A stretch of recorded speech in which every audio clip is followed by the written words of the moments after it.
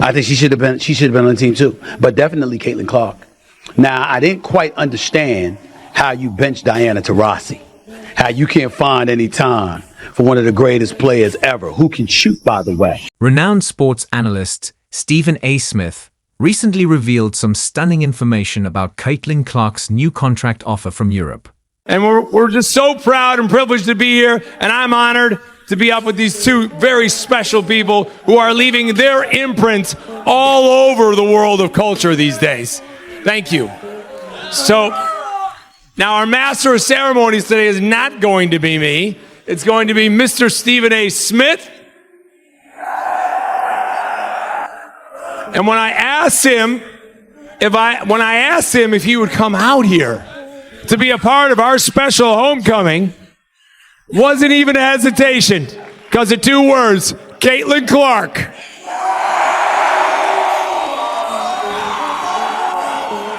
So with that and all the love we're feeling out here, I'm going to let Stephen kick it off and get to some interviewing, which he does so well with Caitlin. Well, first of all, what's up, everybody? What's up?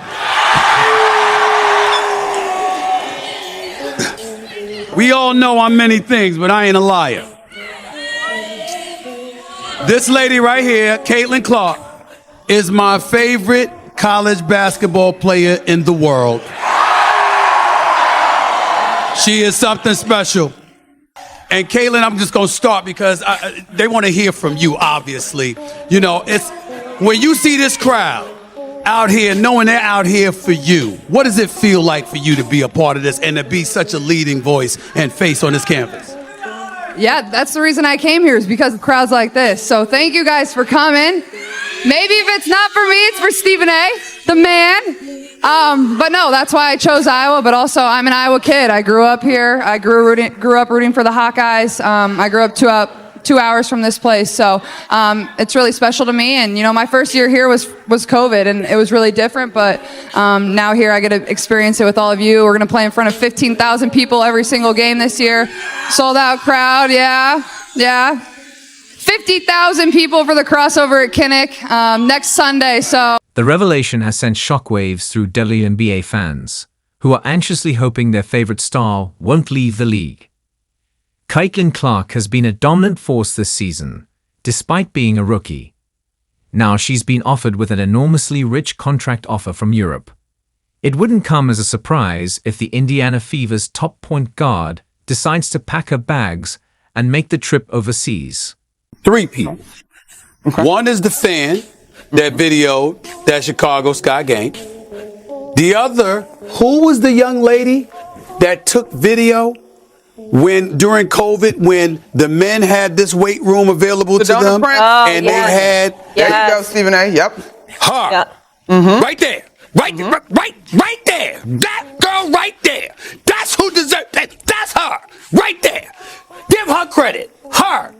And last but not least, Caitlin Clark. Mm-hmm. Ladies, let me tell y'all something. You got to sit up there and pay attention to the rising tide. It lifts all boats. You can go out on the court and go at Caitlin Clark with the fierceness that your competitive juices demand. But in the process of doing that, you learn to love that girl. That girl went up in her press conference and said and spoke about flying commercial. Mm-hmm. They didn't sit up there and make this decision until after she said that. You understand? Now everybody want to sit up there and talk about, oh my God, why did it have to come to that? Damn it, forget all that. She did it. She didn't have to, but she did. She got her contract. She getting her bag. She got her endorsement deal, but she looked at Caitlin Clark presently holds a contract with the Indiana Fever worth $76,000 from the WNBA. However, her financial portfolio goes far beyond the court. She's inked an 8-year, $28 million agreement with Nike, earning $3.5 million yearly from the shoe brand alone. Additionally, Clark has ties with several big businesses, including State Farm, where she features in nationwide advertisements, as well as Gatorade, Wilson, Gainbridge, Catfinity, and Buick. While the actual sums for these partnerships remain unknown, it's evident that they likely add millions to her income. I think that Dawn Staley perfectly encapsulated everything when she said you are one of the GOATs of this game, because of her impact and her greatness. She definitely deserves and warrants that level of respect. Devoid of a title, she basically deserves that level of respect because she basically put the sport on its shoulders and uplifted the sport. We can't take that away from her. But I'm going to tell you what's interesting, and nobody has brought this up. I'm going to bring this up, okay? You know, one of the things we didn't talk about was what happened Friday night. That damn call by that official with 3.9 seconds left that gave, that helped. Now, I'm not going to sit up there and tell you that it was the wrong call. I just hate the fact that the call was made at that particular moment in time. You want to definitively see the players decide it as opposed to the officials, even though technically speaking, it seemed to be the right call, although not in the moment. But then you watch the replay over and over again, not in real time. And you say, OK, you can understand how that call was made. So none of us brought that up. Here's why I'm bringing it up now. One of the greats is like, yo, we going to see when you get here. It's going to be different. Now, she said that. And I'm saying to you, that does give Caitlin Clark an opportunity to show, excuse me, yeah, it is different. And the level that I've entered is different. And the support I'm going to have is different. So guess what? More might be coming. When we see that, if we see that, we might be talking to her about her in an even more elevated light.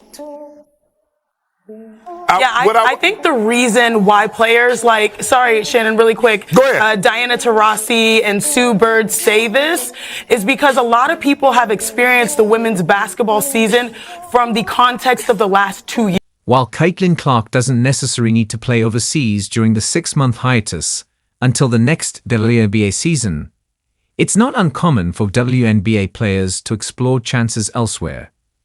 Despite increased compensation in the league, WNBA earnings have historically not been enough to fully sustain players, especially when considering agency fees, supplementary training, and proper nutrition. As a result, even top-tier players like Diana Taurasi, Breanna Stewart, Alyssa Thomas, and Sue Bird have moved overseas, where salaries are normally significantly greater, to supplement their paychecks. For instance, in 2015, Taurasi got $1.5 million from UNC Ekaterinburg in Russia. Even after 20 years, they can't get enough of it. One more year echoing throughout the arena. When you feel that love, what thoughts and emotions go through you? Yeah, I just got out of the locker room and I was talking to BG and I'm like, there's still days where I'm like, I can still do this. I still want to play basketball. And then there's, the flip side where there are days where I'm crawling out of bed. I think the tide turned, obviously, where Matt and Josh stepped into the picture. I think they've just completely changed how people feel about this franchise, obviously with the Mercury and the Suns, and what we were able to do in the offseason with Nick as our new GM, hiring Nate. I think it's brought a different vision to our team going into the future. And obviously the last couple seasons were difficult. And I think you can see this team and this franchise and what it means and what it stands for. And obviously, Tosh and Ka and Beck are a big part of, the future going forward. What BG's been able to do here for the last 13 years, and she's going to step into the role of really being the person who represents this franchise, and the way she's done it has been amazing. And I think Sophie has really stepped up into that leadership role of, this is what it looks like to play in this building and to put that jersey on. So I think we're in a good place going forward regardless. Diana, we saw fans crying in the stands. Yeah. How are you able to control your emotions throughout this whole game? I mean, seeing your family, seeing Sue, how are you able to keep it all together? It's not easy, and I wasn't trying to fight any type of emotion or feel a certain way. I just kind of took it all in. Some players have participated in leagues in Turkey, China, Italy, Spain, and other European countries, while others stay here and participate in player-led leagues like Athletes Unlimited or Unrivaled. I'm not pissed to the point where I'm annoyed and I'm going to call people out their names, or especially people that I love, like the person I'm about to talk about in a few minutes. But certain things need to be corrected for the record, because certain things people are just ill-informed about. And the publications that grab the headlines and try to manipulate things and make things seem as if there's something that they're not. I understand that some folks are desperate for clickbait. That's how they do it. They don't care about accuracy. They just care about talking shit and not knowing what the hell they're talking about. So I'm here for it. And that's fine, because that's one of the reasons I'm in good shape, because I don't hold stuff inside all the time and let stuff foment, and ultimately an implosion takes place. And I'm the one that suffers because I'm unhealthy. No, I believe, and as I've said this to family and friends throughout my life, I believe the best form of stress relief is reciprocation.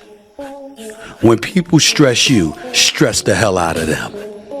And that's how you'll alleviate your stress, because they'll know stress is coming down the pike and they won't want the damn trouble. So maybe they won't bring you trouble. But I'm here for it. I'm here for it. And it's regarding the subject of Caitlin Clark. For those of you who don't know, she's a former star at Iowa in college, played in the national championship game before losing to South Carolina. She's number 1 overall pick for the WNBA draft. She is a special talent, to say the least, even though she's not having a special year, because the Indiana Fever are stinking up the joint. They've got the second worst record in the league. Only the Washington Mystics are worse, who are 0-8. The Indiana Fever are 0-9. But that's not the story involving Caitlin Clark and all the drama that surrounds her on this particular day. However, Caitlin Clark may have another reason for considering a transfer overseas beyond the financial benefits. She has been in the public spotlight for nearly a full year, shifting from her senior season at Iowa to her debut year with the Indiana Fever in only a few months. In that time, she hasn't had a vacation from high-level basketball or from relentless monitoring of her every move. For 11 months, she has been under enormous criticism, and she has also become a focal point of political and racial conflicts within the WNBA. It may be an exhausting existence, constantly being in the spotlight. Even Indiana Fever head coach Christy Sides acknowledged the problems Clark has encountered this season. She's endured a lot this year and has handled it in the most professional way, Coach Sides remarked. When Ryan Ruocco said, Caitlin Clark is possessed, I was like, yeah, that sounds about right. At times, she was unconscious. For me, watching that game, it's one of those games where you can't even be mad. Like, you can't even be mad at Caitlin Clark. You can't hate on her. You can't say anything negative about the way she performed. There's not one thing you could take away from that and be like, oh, she was this, or oh, she didn't do that. She checked every single box. That's why Kim Mulkey hugged her so aggressively at the end of the game, because it's like, dang, you did great. I can't stand it, but I love you for it. Like, Kim Mulkey even gave her an aggressive hug when the game is over. That's how you know it was real. You know how you dap somebody up just aggressively because you're like, yeah, that was great. I can't stand you for it, but I can't say anything bad about it. She was poised. She was under control. She manipulated the defense left and right. She got to her spots. And for me, one of the biggest things, Stephen A., you mentioned drawing things out of other teammates that we didn't even know was there. There's no questioning the impact Caitlin Clark has had on both the Indiana Fever and the WNBA this season. She has brought enormous vitality to the league and has rapidly established herself as the greatest rookie the league has ever seen. While Clark had a rocky start to the season, the 2024 Rookie of the Year bounced back after a few games, returning to her dominance. She had a significant role in changing a struggling Indiana Fever club, one that had possessed a lottery pick in each of the prior 7 drafts, including the first overall pick in the last 2.